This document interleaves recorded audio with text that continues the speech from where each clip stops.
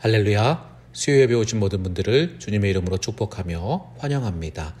이 시간 다 같이 찬송가 428장 내 영혼의 햇빛비치니 찬양하겠습니다. 내 영혼의 햇빛비치니 주 영광 찬란해. 이 세상 어떤 빛보다 이 빛 더 빛나네. 주의 영광 빛난 광채 내게 비춰 주시옵소서.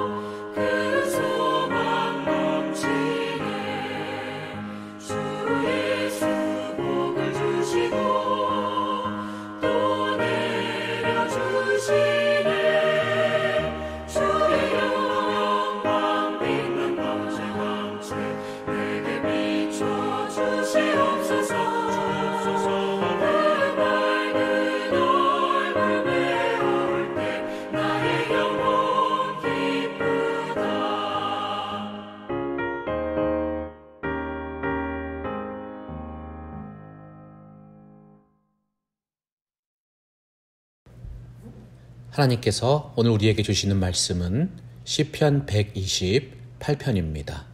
성전으로 올라가는 노래 시편 128편 1절에서 6절까지 말씀 우리 함께 보시겠습니다. 여호와를 경외하며 그의 길을 걷는 자마다 복이 있도다. 내가 내 손이 수고한 대로 먹을 것이라. 내가 복되고 형통하리로다.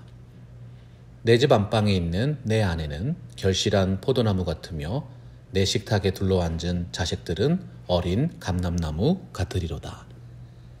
여호와를 경외하는 자는 이같이 복을 얻으리로다. 여호와께서 시온에서 내게 복을 주실지어다. 너는 평생에 예루살렘의 번영을 보며 내 자식의 자식을 볼지어다. 이스라엘에게 평강이 있을지로다. 모든 사람은 복을 누리며 살기 원합니다. 믿는 사람이든 믿지 않는 사람이든 형통함과 풍성한 열매를 맺기를 바라지요. 그러나 정말 중요한 질문이 있어요. 오늘의 삶 속에서 그 놀라운 은혜와 복을 누리고 있습니까? 개혁주의 신학자이신 고넬리우스 반틸 박사는 이 세상의 그 어떤 일도 하나님과 무관한 것은 없다고 말했습니다. 하늘과 땅의 모든 생명들이 이미 허락되어 있는 복을 누리고 하나님이 정하신 뜻에 따라서 움직이고 있다는 거예요.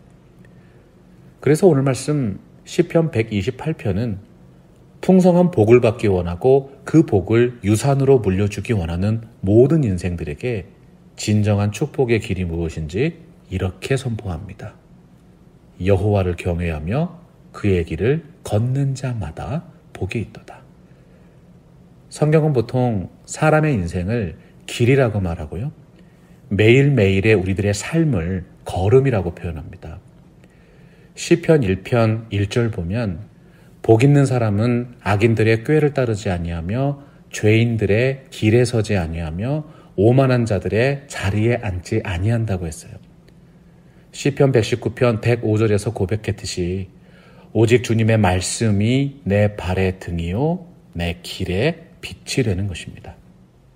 축복의 길을 걸어간다는 것은 우리 삶의 모든 것들이 하나님의 뜻 안에 있음을 의미해요.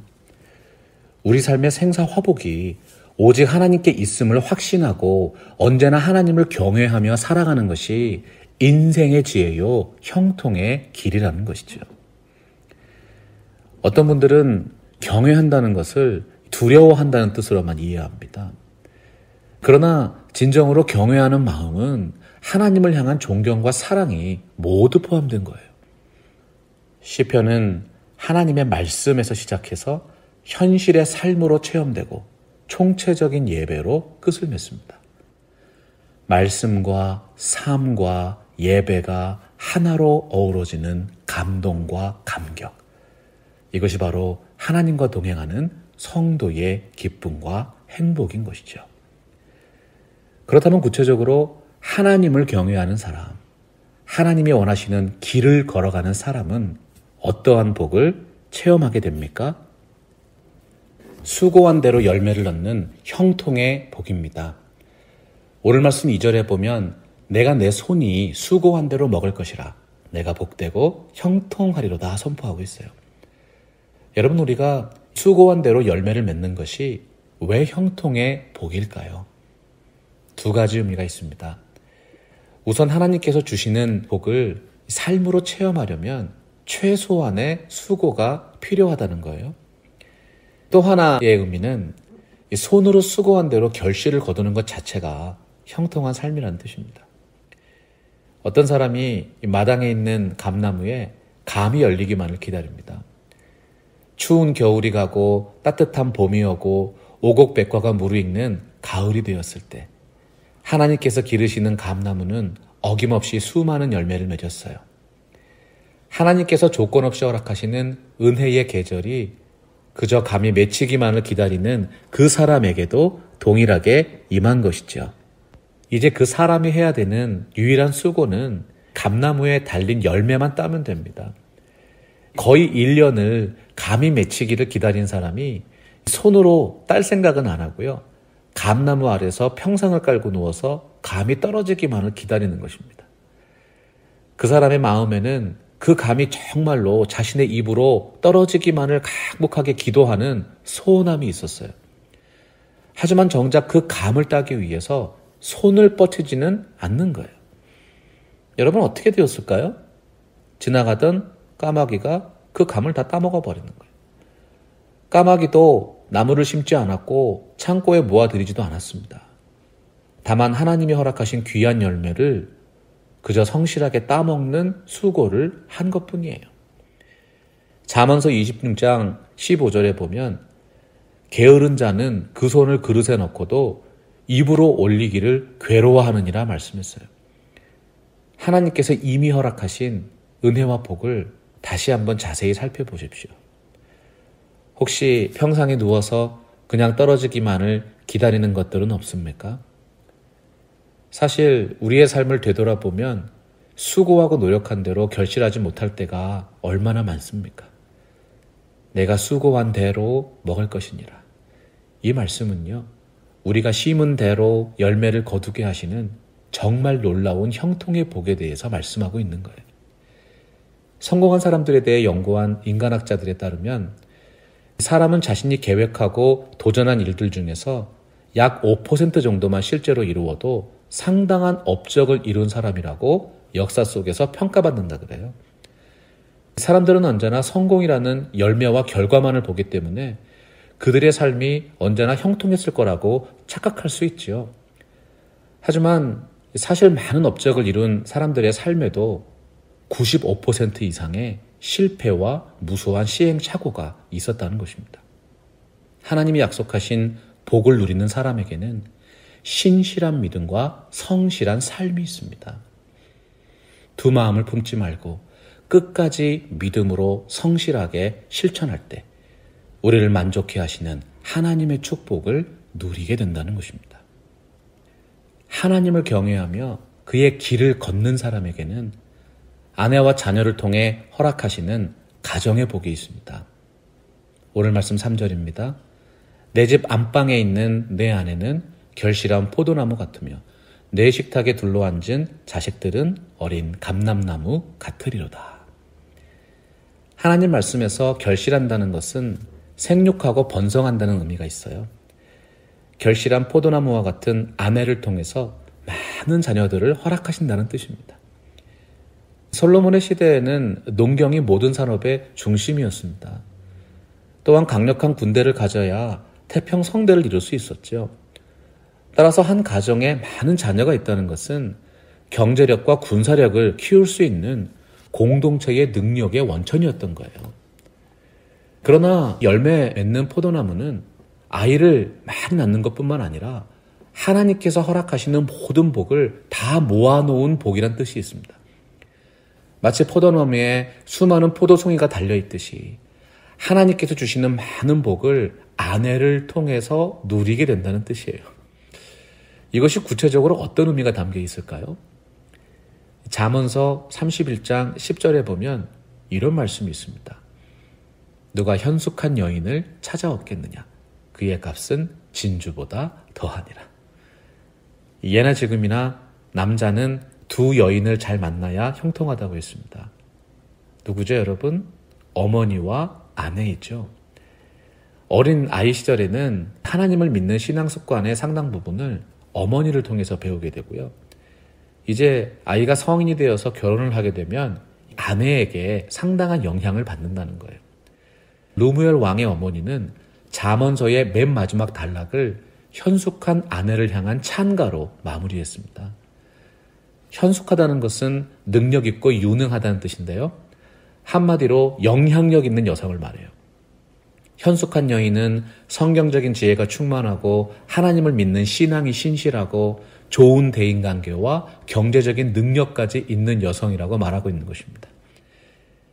시어머니가 자신의 아들에게 해주는 말이니까 당연한 건 아닌가, 여성들 입장에서 생각할 수 있지 않습니까? 그러나 현숙한 여인은요, 단지 가정에서만 존경을 받는 사람이 아니라 성문에서도 칭찬을 받습니다. 모든 사람에게 칭찬과 존경을 받는 여성이라는 뜻이 담겨 있는 거예요. 여러분, 어떤 여성에게 이런 은혜와 복이 임할까요? 오늘 말씀에 따르면 하나님을 경외하는 여성에게 이런 은혜와 복이 임한다는 것입니다. 또한 오늘 말씀을 살펴보면 복받은 가정의 자녀들을 어린 감람나무라고 표현하고 있어요. 성경에서 감람나무는 하나님의 백성을 나타냈죠. 감람나무는 원래 열매나 잎사귀나 목지에 이르기까지 어느 것 하나 버리는 것이 없이 매우 귀하게 사용되는 나무입니다. 여러분의 가정에 허락하신 자녀들이 모든 면에서 훌륭한 자녀로 성장하게 된다는 뜻이에요. 하지만 감람나무는요, 매우 독특한 특징이 하나 있는데 성장이 굉장히 느리다는 거예요. 심은 지 최소한 30년 이상이 지나야지만 첫 번째 열매를 맺을 수 있어요.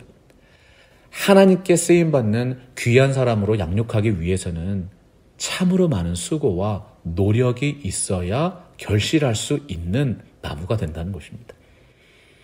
여러분, 뿌리 깊은 나무가 많은 열매를 맺는 큰 나무가 됩니다.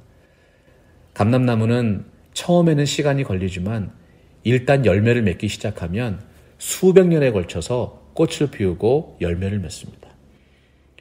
오늘 말씀에서 여러분들의 자녀들을 어린 감람나무라고 표현한 것은요, 지금은 비록 이들이 미숙하지만 나중에는 많은 열매를 맺는 축복을 누리게 될 것임을 약속하는 거예요.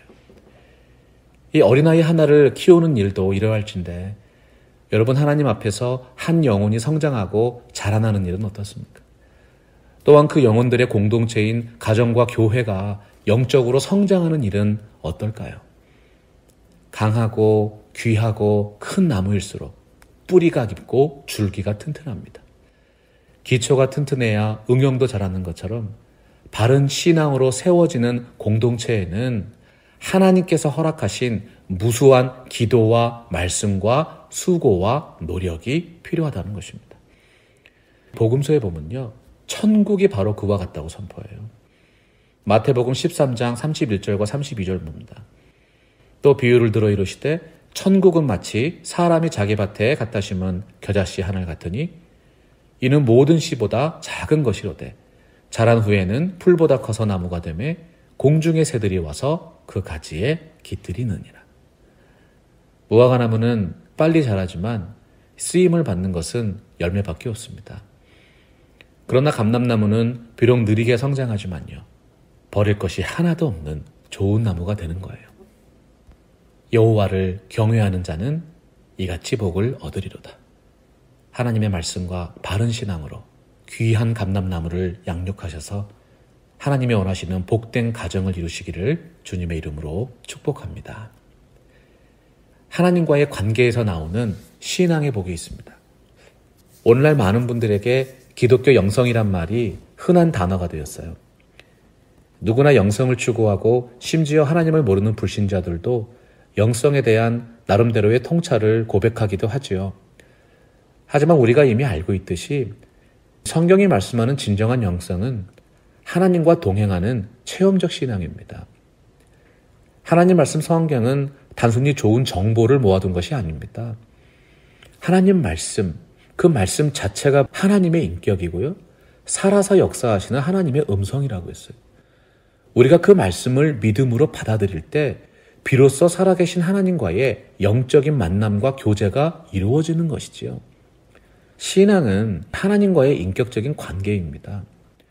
오늘 말씀 5절 보면 여호와께서 시온에서 내게 복을 주실지어다, 그렇게 얘기했어요. 하나님의 축복은 시온에서 흘러나옵니다. 시온은 하나님이 임재하시는 곳이고 이스라엘 백성들이 하나님과의 만남을 가지는 장소였어요. 오늘날로 바꾸어 말하면 하나님과의 영적인 만남인 예배를 뜻하는 것이지요. 여러분, 이 세상 그 무엇보다 오직 하나님 한 분이 축복의 근원임을 확신하고 계십니까? 하나님은 예배를 통해서 은혜를 베푸십니다. 너는 평생에 예루살렘의 번영을 보게 될 것이라고 말씀해요. 예루살렘은 모든 신앙생활이 중심이었습니다. 우리가 언제 어디서나 하나님을 예배할 수 있어요. 그러나 하나님의 은혜가 임하는 공적인 예배를 잘 지키시기 바랍니다. 하나님께서 왜 이 땅에 교회를 세우셨는가? 그것은 주님의 몸된 교회가 광야 같은 세상에 은혜의 오아시스이기 때문입니다. 모이기에 더욱 힘쓰는 지혜로운 신앙인들이 되시기를 축복합니다. 두세 사람이 나의 이름으로 모인 곳에 나도 그들과 함께 있느니라 약속하셨어요. 여러분에게 허락하신 가정과 교회가 시온의 축복이 넘치는 은혜의 오아시스가 되기를 간절히 소원합니다. 오늘 말씀 살펴보면 더욱 놀라운 진리가 있습니다. 시편 128편이 말씀하는 복은 잠깐만 누리는 복이 아니라는 사실이죠. 특히 6절에 보면요, 내 자식의 자식을 볼지어다 말씀했어요. 하나님의 신령한 은혜는 한 세대에 끝나지 않습니다. 하나님께서 한 개인과 공동체에 주시는 복은 다음 세대로 계속해서 이어지고 전수된다는 거예요.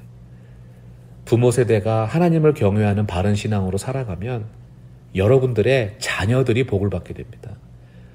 영과 진리로 하나님을 예배하는 신앙의 유산이 여러분의 가정을 더욱 행복하게 만든다는 거예요. 사랑하고 존경하는 성도 여러분, 이 세상에 있는 그 어떤 일보다 하나님을 경외하는 아름다운 가정을 이루시기를 주님의 이름으로 축원합니다. 이스라엘에게 평강이 있을지로다. 약속하신 그 복이 다음 세대 우리 자녀들에게 이어지게 될 거예요. 이것이 바로 예수 그리스도 안에서 자자손손 누리는 특별한 은혜요, 영원한 축복이 아니겠습니까? 출애굽기 20장 6절 보면 나를 사랑하고 내 계명을 지키는 자에게는 천대까지 은혜를 베푸느니라 말씀했습니다. 이 땅에 있는 모든 사람은 복을 받기를 원합니다. 형통하기를 원합니다. 내가 잘 되고 가정이 잘 되고 내 자손이 잘 되기를 원합니다.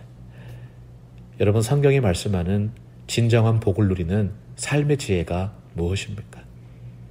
여호와를 경외하며 그의 길을 걷는 자마다 복이 있도다. 하나님의 말씀이 약속하신 이 놀라운 은혜와 복이 우리 주 예수 그리스도 안에서 더욱 풍성하게 되시기를 축원합니다. 말씀 앞에서 경외함으로 주께 홀로 섭니다. 생명의 말씀 읽고 순종해 주를 예배합니다. 기록된 말씀 힘이 있어서 진리로 우리 거룩해 하며 거룩한 말씀 세세 영원히 복음이 되어 말씀하시네. 하나님 말씀에